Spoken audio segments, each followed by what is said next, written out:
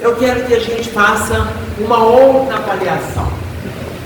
Porque Jesus coloca para nós assim: não vim destruir a lei. Qual é a lei? A lei de amor. Quem falou da lei de amor pela primeira vez para nós na terra? Quem falou pela primeira vez: amar o próximo como a ti mesmo? Sabe quem falou pela primeira vez? Moisés. Não foi Jesus. Lá no Velho Testamento, em Levítico, um dos livros de Moisés, no capítulo 19, no versículo 18, ele coloca: não atentarás contra a vida do teu próximo, mas amarás o teu próximo como a ti mesmo. Está instituída a lei: não atentarás contra a vida do teu próximo, mas amarás o teu próximo como a ti mesmo. Ora, não atentarás, imaginem vocês: não agredir, não desejar mal, não olhar negativamente, não pensar negativamente, não atentar contra a vida do próximo, mas amar o próximo como a nós mesmos. Olha, Jesus colocou: não vim destruir a lei, no capítulo 5, no versículo 17 de Mateus. Quando Jesus falou em Mateus, ele já colocou dentro do sermão da montanha. O sermão da montanha em Mateus, ele começa no capítulo 5 e ele compreende 3 capítulos. O capítulo 5, 6 e 7. Em Mateus, é o sermão da montanha mais completo que a gente teve do Evangelho de Jesus, é o de Mateus. O evangelho mais completo dos 4 evangelistas é o de Mateus. O sermão da montanha, Mateus registrava enquanto Jesus falava, Mateus registrava. Está claro? Então, vocês imaginem que o sermão da montanha mais o evangelho de Mateus, Jesus foi crucificado no ano 33. No ano 39 ficou pronto o Evangelho de Mateus. No ano 44 o Evangelho de Marcos, que não conviveu com Jesus. Ele conviveu muito com Maria e com os discípulos.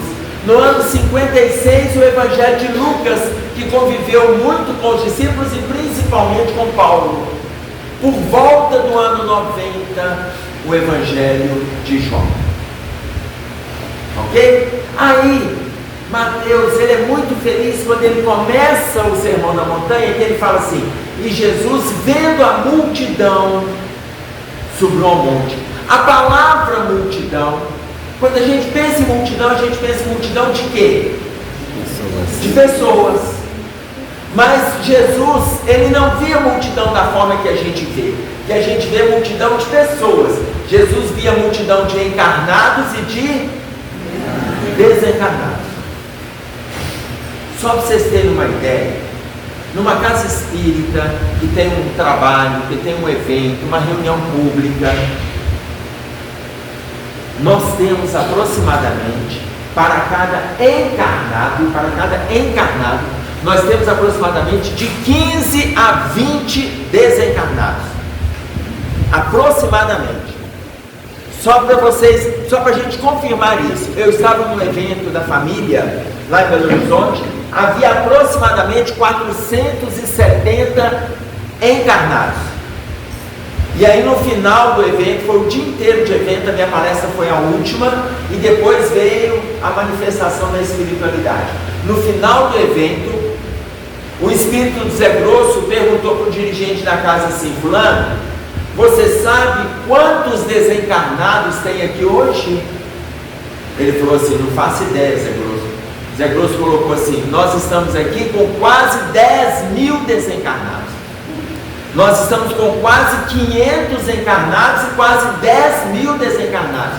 Uma média de quase 20 espíritos para cada encarnado.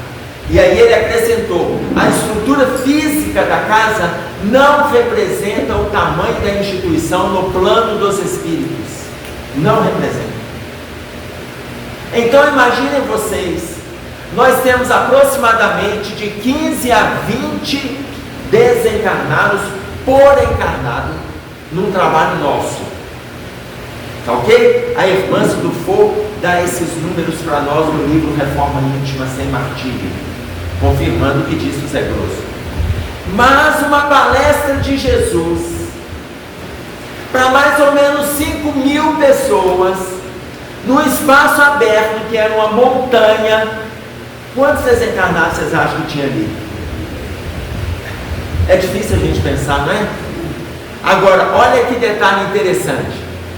No livro Primícias do Reino, Amélia Rodrigues, no capítulo 3, intitulado O Excelso Canto, ela coloca para nós que todos que estavam ouvindo o Sermão da Montanha, todos, invariavelmente, naquela encarnação ou nas encarnações seguintes, já fizeram o seu progresso espiritual.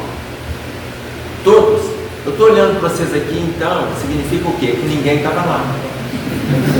Tá? Só para deixar claro, né? Que ninguém estava lá. Tá certo? Por isso que a gente está aqui, na montanha. Tá certo? Da montanha o pessoal já progrediu.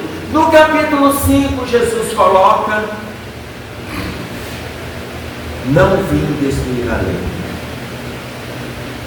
Mas no versículo 44 do mesmo capítulo, ele disse para nós um novo mandamento, porque duas coisas ele falou sobre o amor.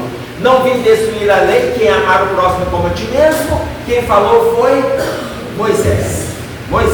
Jesus repetiu Moisés. Mas Jesus falou para nós, e está em João: amai-vos uns aos outros como eu vos amei. Mas no versículo 44 de Mateus ele colocou, e aí é novo para nós: amai os vossos inimigos. Aqui, eu quero que vocês pensem agora. Eu vou dar 10 segundos para vocês pensarem em um inimigo seu. Só um. Tá? Não precisa pensar em mais não. Pode ser o cunhado, a sogra, né? Um irmão, o pai, a mãe, um vizinho. Pense em um inimigo seu. Conseguiram achar? Conseguiu? Todo mundo. Quem conseguiu pensar em um inimigo, levanta a mão para mim. Um inimigo. Tá pouco? Não, esse grupo não está tão angelizado assim, não. Não é possível que vocês se santificaram e me deixaram para trás. Não acredito nisso. Aqui, vou pensar em um inimigo que Jesus fez referência. Porque quando a gente pensa em inimigo, a gente pensa numa outra pessoa. Quando Jesus via a multidão, ele via a multidão de encarnados, multidão de desencarnados e a multidão de dificuldades que nós carregamos no nosso estado íntimo. Pense em uma dificuldade que você tem. Esse é o nosso inimigo. O nosso inimigo não é o outro. Jesus não estaria falando para o outro. Por quê? Porque a lei, Moisés já falou: amar o próximo como a ti mesmo. Jesus não falou, Moisés não falou: amar o próximo que é seu amigo como a ti mesmo. Ele não falou isso não. Amar o parente como a ti mesmo, amar o pai e a mãe como a ti mesmo. Moisés falou: amar o próximo como a ti mesmo. É para a gente amar todo mundo. Ele não fez distinção. E se nós criamos na relação com o outro uma inimizade, inúmeras vezes o problema é nosso. Jesus não tinha inimigo. As pessoas tiveram Jesus como inimigo, mas ele não tinha inimigo. Ele. Tá claro? Até que quando Judas chega para ele, pronto para dar um beijo nele, lembram disso? Vai dar um beijo nele para mostrar para os soldados quem era Jesus no meio de todos que estavam ali. Jesus, como que ele recebe Judas, gente? Amigo, a que vieste? Sabendo que Judas chegou para traí-lo, Jesus recebe como amigo. A que vieste? Então Jesus não tinha inimigo. Quando ele fala amai os vossos inimigos, Preste atenção numa dificuldade que você tem. Em uma, está ali o seu inimigo. Não é o outro. Ah, Emerson, mas tem gente que irrita a gente. Tem ou não tem? Tem. Aí o irmão José coloca para nós assim, o espírito do irmão José. Não é o outro que te irrita. É você que se permite ficar irritado por não concordar com a fala do outro. Gente, a pessoa pode falar o que ela quiser. Pode falar o que ela quiser. Todo mundo é livre para conversar fiado bastante, para falar o que quiser. Se falar mal de você, você avalia se aquilo ali faz sentido. Se fizer sentido e aquilo que ele falou é uma verdade, você não precisa brigar com ele. Começa a fazer uma autoavaliação e mude de postura. Mas se falou mal de você e você sabe que aquilo é mentira, você não precisa nem de se preocupar, porque a sua postura não é aquela que o outro fez referência. Entenderam? Então o outro, se nós tivermos esse raciocínio, o outro nem é nosso inimigo, ele pode falar o que ele quiser. Voltaire, tem uma frase que é atribuída a Voltaire: posso não concordar com nada daquilo que você disse, mas defendo até a morte o direito que você tem de falar. Na realidade, todo mundo conhece essa frase. Defendo até a morte o seu direito de falar, ainda que eu não concorde com nada. Todo mundo conhece essa frase como sendo do filósofo Voltaire, mas não é dele. Evelyn Beatriz Hall, que é biógrafa de Voltaire, ela coloca isso nas obras dela, como sendo Voltaire, ele divulgava isso, mas ele não afirmou esta frase. Esta frase, ela resumiu as falas de Voltaire. Ela resumiu: posso não concordar com nada daquilo que você diz, mas defendo até a morte o direito que você tem de falar. Aí eu volto lá no nosso inimigo. Vamos voltar no nosso inimigo? Agora que a gente sabe que o inimigo nosso é íntimo, quem achou pelo menos um inimigo, levanta a mão para mim. Não, ainda está pouco. Vocês estão... Não. Vocês querem ver um exemplo? Presta o celular aqui. Olha aqui. Imagine o inimigo íntimo. O seu celular. Aqui, antes do celular, quem aqui mentiu de janeiro para cá? Levanta a mão para mim. Ah, mas tá pouco. Não, esse grupo está muito angelical. Olha só, imagine que nós estamos na igreja e isso aqui é um sacrário. Não mintam diante do sacrário, ok? Quem mentiu de janeiro para cá? Não tá bom, não. Eu vou explicar para vocês o que é uma mentira para vocês entenderem. Eu acho que vocês estão com dificuldade de identificar a mentira. Seu celular tocou, e aí você olhou e falou assim: ih, é fulano. Vou atender agora. 4 horas depois, você retorna para ele a ligação e fala assim: só agora que eu vi sua ligação. O que é isso, gente? Obrigado. Isso é uma? De janeiro para cá, quem mentiu, levanta a mão. Ah, mas melhorou demais.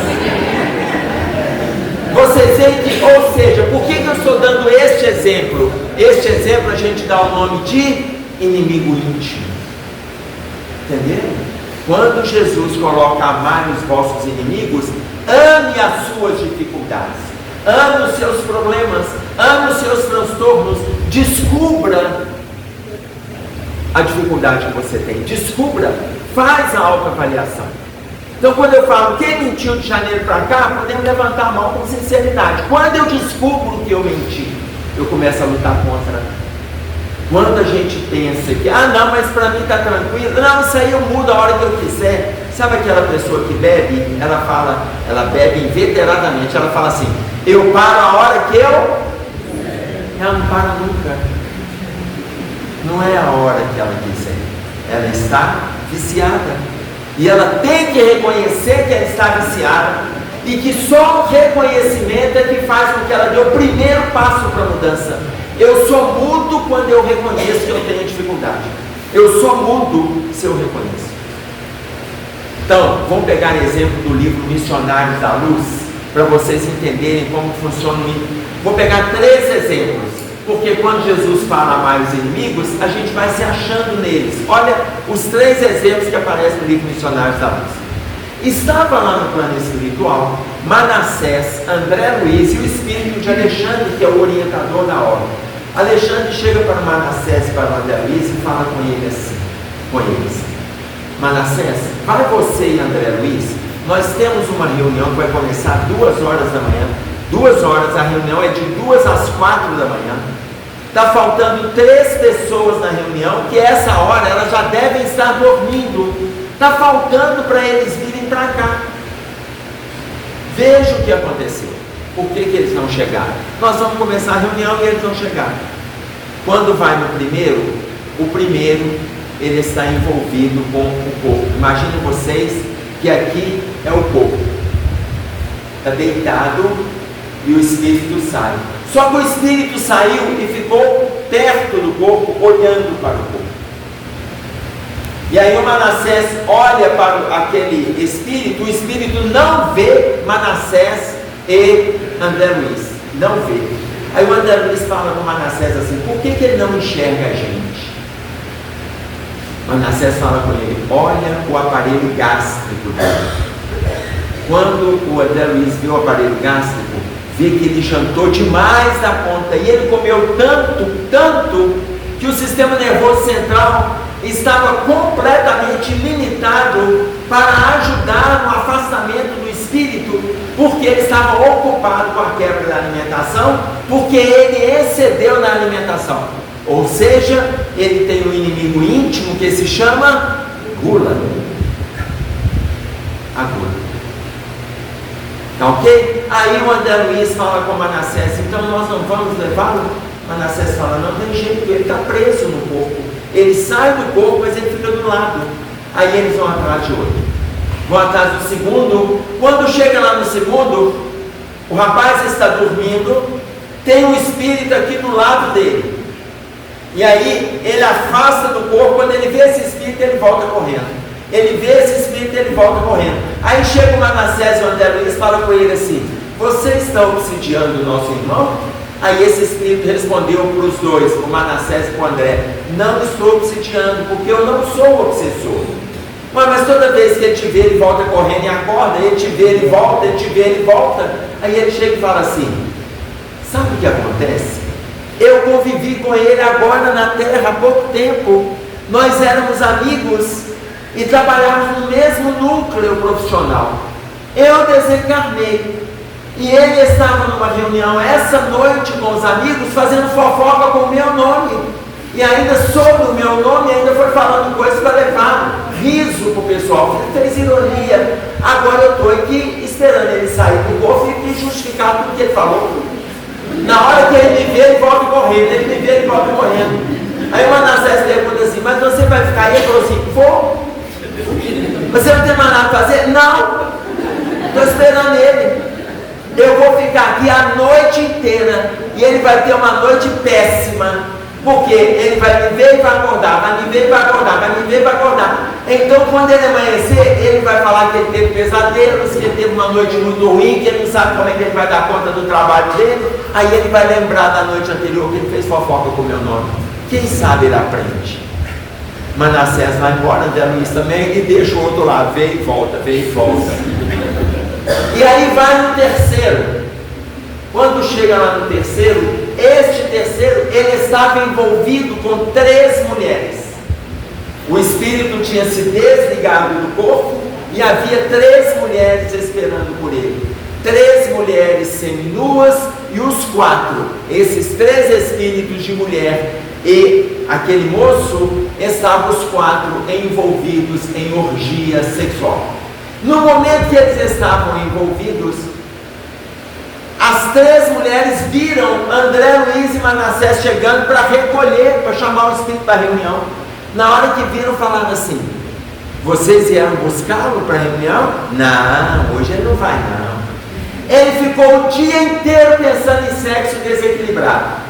Aí agora que a gente aproximou dele por causa da linha mental que ele estava trabalhando consigo. Agora que a gente se aproximou e ele está dormindo, e nós vamos atendê-lo nos desejos dele, aí vocês vêm levar para rezar. Não, agora ele não vai rezar não. E aí o Manassés e o André Luiz olharam para o Espírito olhou para eles e falou assim: hoje eu não aguento, gente, hoje eu não aguento. Manassés e André Luiz voltam para a reunião com Alexandre e Espírito, o quadro dos três. Olha o exemplo do livro Missionários da Luz. 3, eu dei um exemplo simples. Nossa, não, filha. Eu dei um exemplo simples usando como referência o celular de Ana Paula. Olha o exemplo que André Luiz traz para nós. A gula. Inúmeras vezes caímos ou não caímos por causa da gula? Sim ou não? Sim. Vocês estão com dificuldade até de concordar. Caímos ou não caímos? Sim. Caímos. Inúmeras vezes, fazemos ou não fazemos uma fofoca? Sim. Ih, é com a gente mesmo. Não é? O terceiro, eu nem preciso colocar. Sobre a questão sexual. Sabe por quê? André Luiz, no livro Sinal Verde, no capítulo intitulado Perante o Sexo, ele coloca, psicologicamente, cada criatura carrega em matéria de sexo um problema diferente. Ou seja, André Luiz afirma então que todos nós temos problemas nessa área. Então, olha só, numa avaliação rápida, nós já descobrimos 4 desvalores que nós carregamos: as dificuldades na área sexual, ou por aquilo que a gente faz, ou por aquilo que a gente pensa, a gula, a fofoca e a mentira. Aí vem Jesus: amai os vossos inimigos. Reconhecendo que a gente tem essas dificuldades, a irmã Sidufo coloca o que para nós? Olha o que ela diz: meditação na amizade com o homem velho, no livro Reforma Íntima Sem Martírio, no capítulo 10. Meditação da amizade com o homem velho. Veja, amizade com o homem velho significa eu ter amizade com as viciações que eu trago de outros séculos. Fica mais fácil eu reconhecer: olha, eu tenho um problema com a mentira, eu tenho um problema com a gula. Fica mais fácil, por quê? Porque eu começo a lutar para vencer. Tá claro isso, gente? Aí uma amiga chegou para mim e falou assim: ô Emerson, eu queria que você me ajudasse, porque eu tenho uma dificuldade. Emerson, se eu vencer essa dificuldade, eu já vou desencarnar quase anjo. Eu falei: filha, quase anjo? Ela falou: Emerson, sabe por quê? Olha, eu já frequento a casa espírita, eu estou envolvida há muitos anos, montei a casa espírita junto com meu marido, meus filhos, encaminhei meus filhos. Emerson, mas esse problema eu não dou conta, e se eu me libertar dele, eu já desencarno quase anjo. Ela foi falando, até eu fiquei curioso: filha, mas que problema é esse? Ela falou: Emerson, eu sou fofoqueira. Eu falei assim: oi? Emerson, eu sou fofoqueira, eu adoro fofoca. Se a melhor fofoca é aquela quando a pessoa fala comigo assim: eu vou te contar um negócio, mas você não conta para ninguém não. Essa é a melhor, porque eu já sei para quem que eu vou contar e quantos eu contarei. Emerson, eu adoro fofoca. Eu preciso me libertar disso. Emerson, me ajuda, o que eu faço? Eu falei: te ajudo. Emerson, o que eu faço? Eu falei com ela assim: cala a boca. O melhor jeito de não fazer fofoca é calar a boca. Por quê? Porque na hora que vier na sua mente, você freia na língua. Tá claro? Imaginem vocês, mas tem um mérito dela. Ela identificou. Porque quando a gente identifica, gente, isso é meritório. É meritório.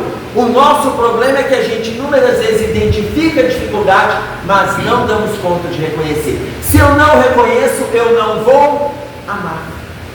Aí eu não me amo.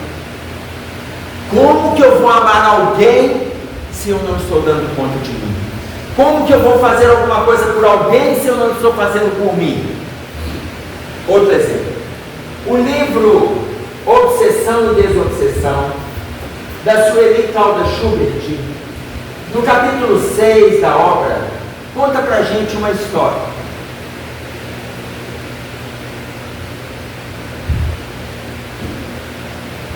uma senhora sofria fortes dores nas pernas. Foi um profissional, foi em outro, foi em ortopedista, foi em especialistas, e ela nunca conseguiu resolver o problema que ela tinha nas pernas. Nunca conseguiu. Alguém falou com ela assim: procura uma casa espírita, porque você indo na casa espírita, você vai ter a chance de, quem sabe, fazer um tratamento e receber uma orientação. Vai na casa espírita. E ela foi para a casa espírita, frequentou 6 meses, 1 ano, 1 ano e meio, 2. Daí a pouco, frequentando e trabalhando, ela foi convidada para participar da reunião mediúnica. Já tinha passado mais de 3 anos de envolvimento com a casa espírita.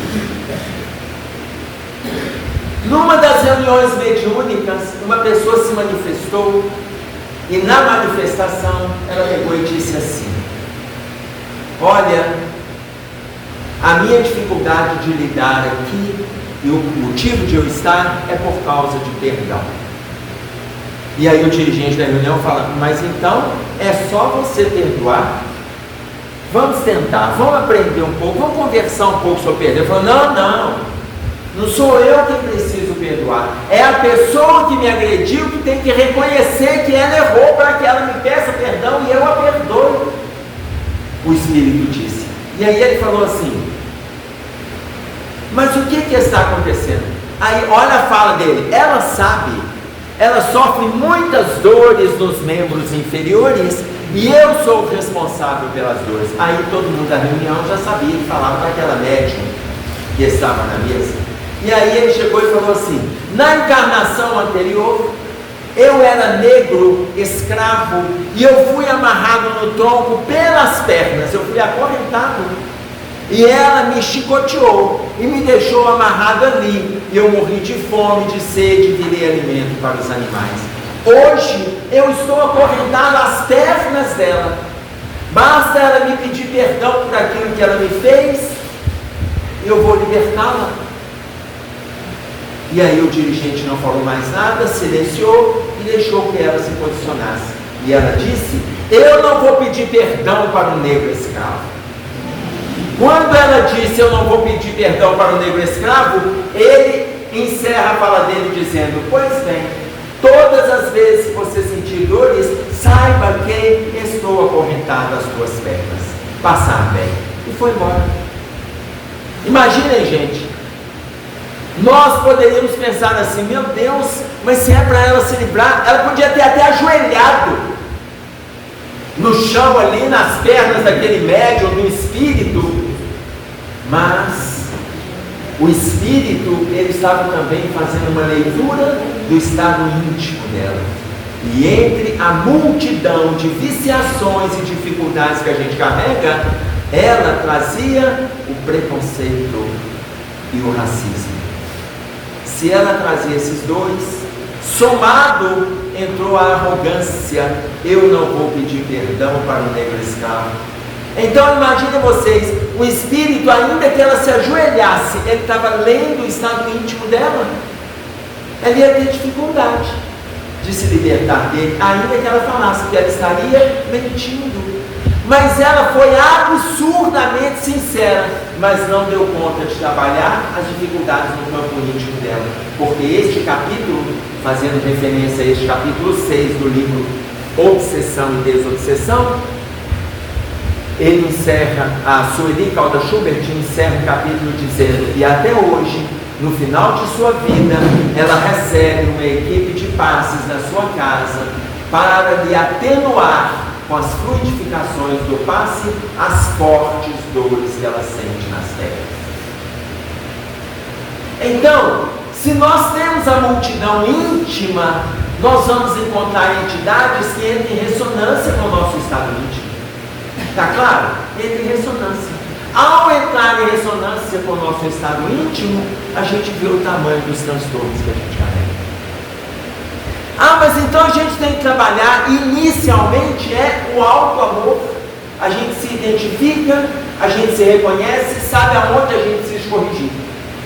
Mas, vamos voltar um pouquinho na história.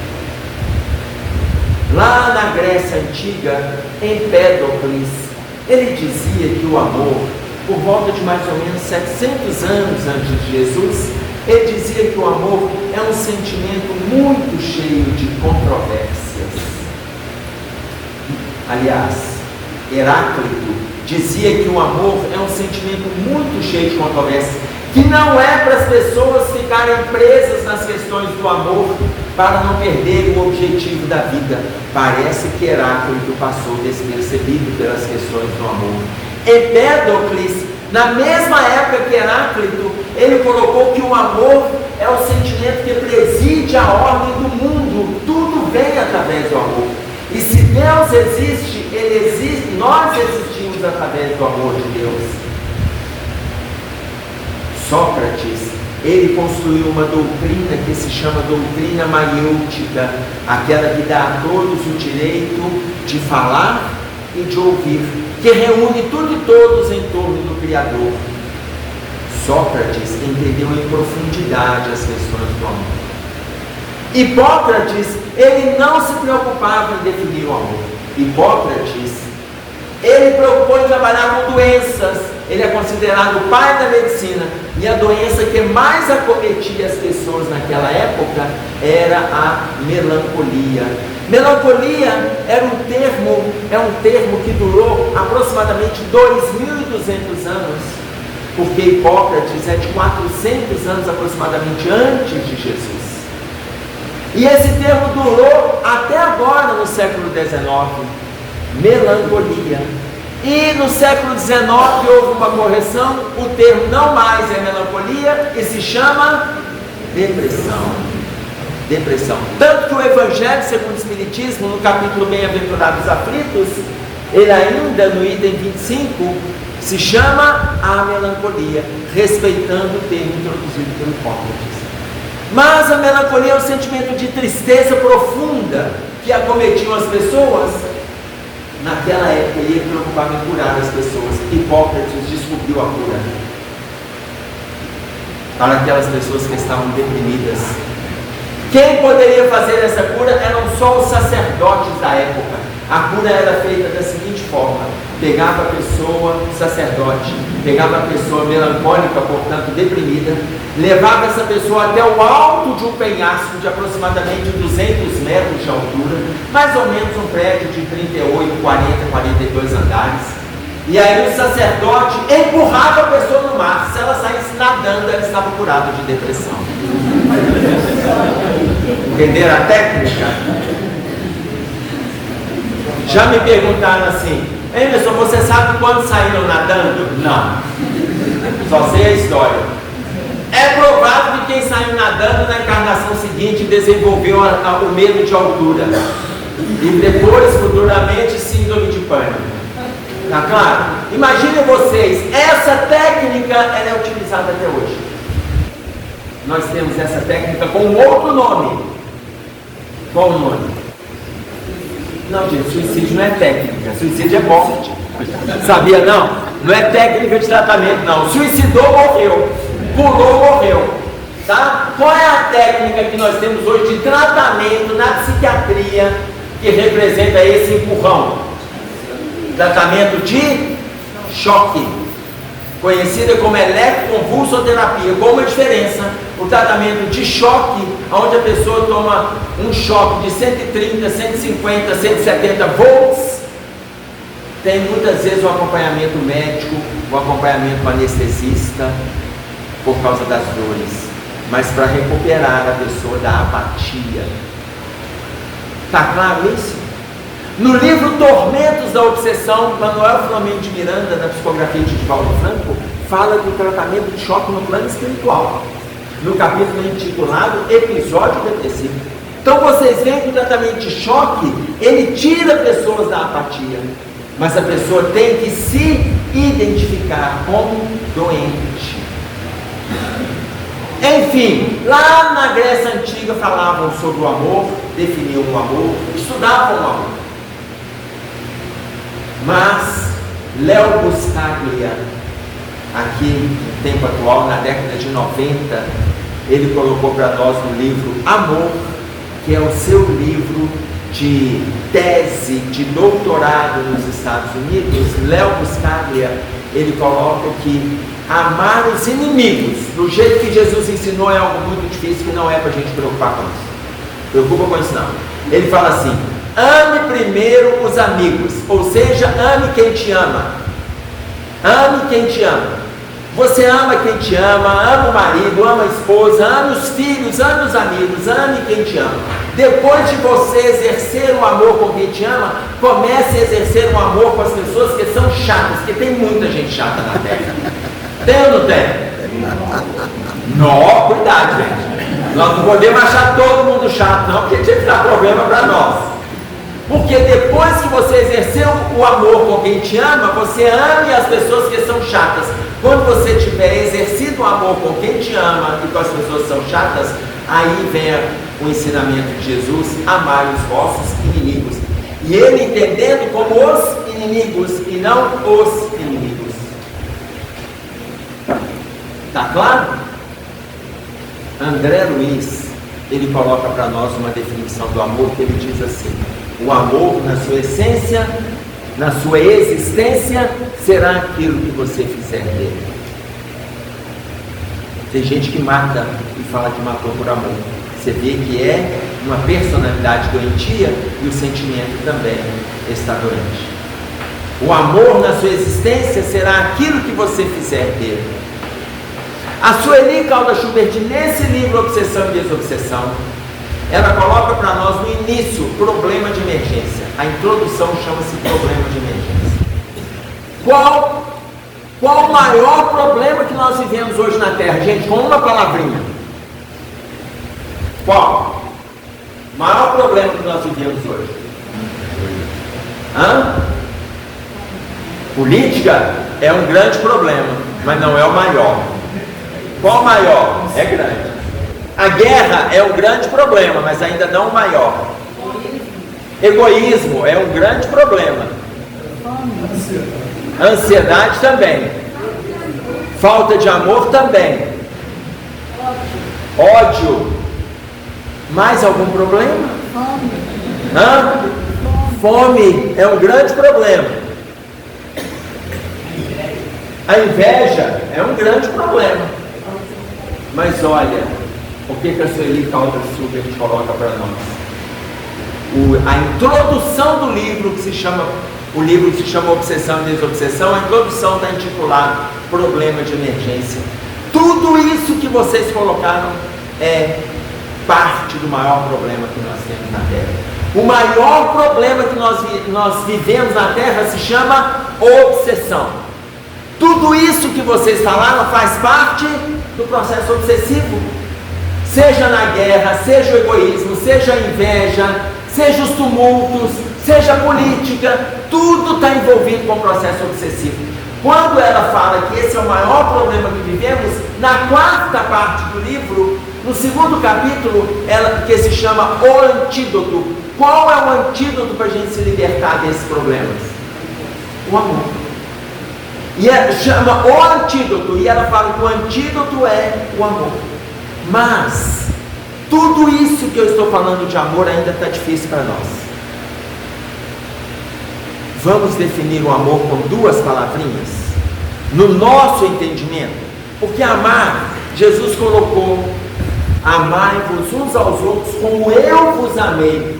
Amai-vos uns aos outros como eu vos amei. Gente, igual Jesus amou? Vocês veem que Jesus também não batia bem na cabeça? Jesus também de vez em quando ele variava.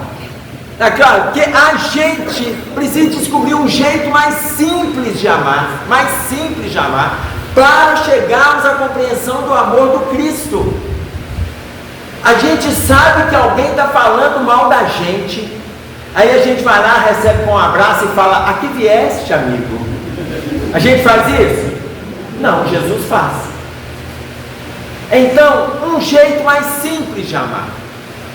No livro Amor e Mudança, de Júlio César Faria Machado, ele é um ex-professor da Federal, ele coloca para nós com duas palavrinhas: amar é dar atenção. O significado mais simples que eu achei para o amor: amar é dar atenção. Quando eu dou atenção para alguém, eu já estou sinalizando o amor que eu tenho, o acolhimento que eu proponho, o afago que eu ofereço, o ombro amigo que ela pode escorar, a mão para a gente poder caminhar. O significado mais simples do amor, dar atenção. Trazendo isso para o nosso relacionamento afetivo conjugal, afetivo com os filhos, afetivo no ambiente de trabalho, com os amigos. Dê atenção. Nós estamos com um problema grave hoje nas relações. A gente não está dando atenção quem está conversando conosco. A gente fala para a pessoa assim: pode falar que eu estou te ouvindo. Não, eu quero que você olhe para mim. Eu escuto com o ouvido, pode falar. Estou mexendo em quê? No aparelho celular. Ou seja, inúmeras vezes nós estamos adoecendo a nossa relação, mas a gente fala que ama aquela pessoa. Se é para amar, dê atenção, escuta o que ela está te falando, olha para ela. O brasileiro é o povo no mundo que mais fica na rede social. Nós estamos com uma média de 9 horas e 27 minutos por dia nas telas. É o povo do mundo. A Índia ficava 9 horas e 32 minutos. A Índia está em primeiro lugar. O Brasil já passou e a Índia já diminuiu o tempo que eles ficam nas redes sociais. Imagina se a gente fica nesse tempo na rede social, com tanta coisa que a gente tem que fazer e ainda tem que amar. Tem que dar atenção para a pessoa. Dê atenção. Significado mais simples: dê atenção para o outro, dê atenção para o seu estado íntimo conturbado, dê atenção para o seu estado íntimo viciado, dê atenção para as dificuldades que você carrega. Porque se eu der atenção, eu descubro o que eu sou, eu descubro o que eu tenho, eu descubro. Dê atenção para a sua dor, dê atenção para o seu problema. Nossa, eu tenho que trabalhar isso comigo. Eu tenho uma leva de pensamento negativo que me acompanha. Eu já amanheço o dia pessimista. Eu já amanheço o dia mal-humorado. Uma pessoa me fala bom dia, eu falo bom dia para você. Eu já amanheço mal-humorado. Então eu tenho que trabalhar o meu mau humor. Eu tenho que trabalhar os pensamentos. Dê atenção à dificuldade que você tem, para que a gente dê conta de mudar. Olha a importância da mudança que a gente precisa fazer. Vou fazer uma reflexão com vocês. Vocês vão fechar os olhos por 10 segundos. Gente, 10 segundos, não dá tempo de dormir não, tá? Quando eu der o sinal, vocês vão fechar os olhos em 10 segundos e vão pensar em alguma situação que vocês viveram na escola. Seja lá quando era criança, jovem, adulto, não importa, em alguma escola que você já passou, vocês vão pensar em alguma situação que vocês viveram na escola. 10 segundos, podem fechar os olhos.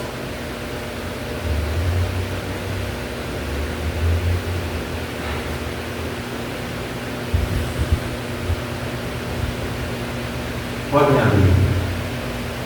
Podem abrir todo mundo. Não vem com essa de meditar, não. Quem lembrou daquele momento bacana na aula de português que você aprendeu a colocar as 17 regras da vírgula no texto? Nem sabia o que era 17, né? Quem lembrou daquele momento que você aprendeu polinômio na 5ª série, na 6ª? Também nada?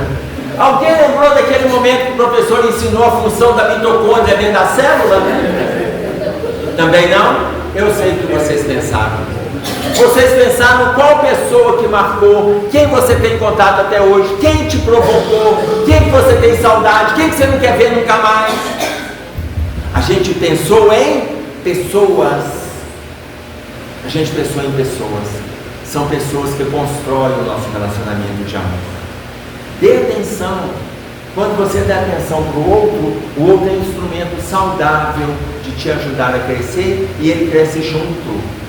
O escritor Gabriel Garcia Marques, ele coloca que a gente só deve olhar alguém de cima para baixo quando for para esticar a mão para ajudar essa pessoa a se levantar. Nunca em outra circunstância. circunstância. A gente só deve olhar alguém de cima para baixo quando for para esticar a mão e ajudar essa pessoa a se levantar. E aí a gente começa a pensar, por quê? Quando eu ajudo alguém a se levantar, eu caminho junto. Eu caminho junto. Se eu caminho junto, eu utilizo a lição de Jesus nas minhas relações. Amar é dar atenção. Dê atenção para o outro, dê atenção para si. Quando a gente faz esse movimento de forma livre, nós temos algum instrumento para levar para o outro lado, quando nós retornarmos ao plano espiritual. Como diz o poeta e escritor Ledo Ivo, que é um poeta alagoano, que nasceu em 1924 e desencarnou em 2012, ele coloca para nós assim: o que sobra é a obra, o resto só sobra. Olha, só sobrar significa afundar, destruir. O que sobra é a obra, o resto só sobra. O que sobra é a obra. O que nós estamos oferecendo para as pessoas nas nossas relações? O que estamos recebendo das pessoas nas nossas relações? É a construção da nossa obra. O resto, o material, só sobra. A gente não leva isso. Então, atentemo-nos para o que nós vamos oferecer. Atentemo-nos. Mas qual é a principal maneira de lidarmos com o amor? Se amar, se vocês esquecerem tudo que eu falei, vocês vão guardar que amar é dar atenção. Duas palavrinhas. Se esquecerem tudo. Mas nós vamos aprofundar um pouquinho nessa referência que eu vou mostrar para vocês. Eu quero, já que citamos a escola, pensem. A palavra, o radical per, significa sempre algo mais. Algo mais. Tá claro? Vou pegar um exemplo na química, só para vocês entenderem. Quando você tem um hipoclorito, você tem é uma quantidade mínima de clorito, você vai colocar átomos nesse clorito, você vai colocar átomos na molécula que vai para o clorito. Se você acrescenta átomos, o hipoclorito vira clorito. Se você coloca mais átomos na molécula, vira clorito. Se você coloca um pouco mais, vira clorato. Mas se você colocar o limite de átomos para não colapsar a célula, para não matar a célula, chama-se perclorato. Então, per é o limite, é o máximo que você faz. Então você está clorito, hipoclorito, clorito, cloreto, clorato, perclorato. O per é algo mais. Então você tem perclorato, peróxido, permanganato. Tem um medicamento permanganato de potássio. É a quantidade limite de átomos colocados na célula para fazer o medicamento. O per é o mais. Você corre um trecho. Você quer correr aquele trecho outra vez? Você percorre. Você quer uma coisa feita, você vai lá e faz. E sentiu que não está boa, você quer que aquilo fique, você vai lá e faz de novo. E agora vai ficar perfeito. Você vai fazer algo por alguém, mas você quer fazer ainda mais, então você faz.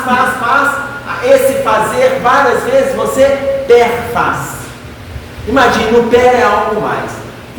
Quem ama, doa. Quem ama, doa. Quando você quer o limite do amor, você perdoa. Então o per é algo mais. Mas eu não vou falar do perdoar o outro, perdoe a si pelas dificuldades construídas no passado. A Joana de Ângeles tem uma mensagem que se chama perdoa-te. Mas como é que eu vou saber que eu vou me perdoar do quê? Eu não sei o que eu fiz. Basta a gente observar os excessos que a gente faz, que a gente sabe aonde a gente tem que corrigir. Observe os excessos. Quando você come demais, você está se agredindo. Se você está se agredindo, você está se punindo. Você não está se punindo nessa. Muitas vezes você está se punindo por causa de 3, 5, 8 séculos atrás. Se você tem uma verbalização vulgar, fala muita bobagem, muito palavrão, no fundo você está se punindo, porque você não agrada as pessoas, não agrada os ouvidos, você está se agredindo. Mude o vocabulário. Se você pensa negativo, você está se punindo. Então ela vai colocando para a gente identificar as nossas viciações, para nós nos perdoarmos. Por quê? Porque quando a gente perdoa e se perdoa, a gente está lidando com o verdadeiro amor. Atentemos para isso. Quando nós tivermos dificuldades de identificar tudo isso em nós, a gente não vai esquecer da oração. André Luiz, no livro Sinal Verde, ele coloca no primeiro capítulo, ao levantar-se, ele coloca que é para nós fazermos a nossa oração. Se nós não tivermos o hábito de orar, diz André Luiz, profira para si palavras de otimismo, pensamentos positivos, diante das tarefas que a gente irá abraçar. Mas, ainda assim, ainda que profiramos pensamentos positivos, não esqueçamos daquilo que Deus faz por nós, como relata para a gente o poeta, e a gente vai encerrar com a colocação do poeta sobre o valor da divindade na nossa vida através da natureza, quando ele disse para nós: quem foi que fez o sol, tão vivificador, com sua luz tão brilhante, cheia de fulgor, os trilhões de estrelas que cintilam nos céus, e as nuvens vaporosas como densos véus, a mecânica celeste, o arcano profundo da eterna ciência que equilibra os mundos, dos micro-organismos em desenvolvimento aos orbes gigantescos em deperecimento, do átomo à nebulosa, da ameba ao serafim, e a origem das coisas que nunca terão fim. Quem foi que fez a virtude impoluta que não se modifica, e a possante energia que a tudo vivifica? Quem foi que fez a primavera, o outono, o inverno, o verão? Fez a chuva, o vento, o raio e o trovão, o perfume das flores, o som, a luz, o ar, os campos, as florestas, a terra, o céu e o mar, o infravermelho, o ultravioleta, e fez a lagarta surgir uma bela borboleta, os clarões, a luz do sol, do pôr do sol, o cantar do roxinol. Quem foi que fez as feras bravas, a asa do inseto, a beleza de um ninho, deu agilidade incrível à pulga saltitante e fez o passo leve do elefante? E o colibri, com anime sutileza, sugando o mel das flores com tal delicadeza, o tatu escapando a cova em que se abriga, e a faina inesgotável da minúscula formiga, o inquieto macaco, o fogoso corcel e a abelha trabalhando na construção do mel. Quem foi que fez a ostra, o golfinho, o tubarão, a baleia, e fez a engenhosa aranha tecendo a sua teia? E o instinto de conservação, como bússola infalível de orientação, guiando com acertos irracionais, sem nunca transgredir as regras naturais. As maravilhas do reino mineral, o leito onde repousa o reino vegetal, os prodígios da animalidade, um elo mais acima, a nossa humanidade e tantos outros reinos que nós desconhecemos. Sistemas de mundos que nem nos apercebemos, os reinos tutelares, arcangelicais, imersos no segredo dos planos siderais. Que maravilha é essa que eu não posso descrever com todo o dramatismo que eu pudesse ter? Artista ímpar e ilimitável, sublime e ilimitado. Me ponho de joelhos e contemplo abismado e pergunto a mim mesmo com estupefação: quem criou tudo isso com tanta perfeição? Quem dá sem perder nada e paga sem dever? E a tudo movimenta sem nunca se mover, formando e transformando, criando e agindo, governando e dirigindo. Quem tem tanto poder? Pergunta a muitas vozes: quem pode me dizer? Eu vos peço, queridos irmãos meus, e as vozes me respondem: foi Deus, foi Deus, Deus. Eu vou agradecer a paciência de vocês, tomara que tenha valido as reflexões desta noite. Até breve, se Deus quiser.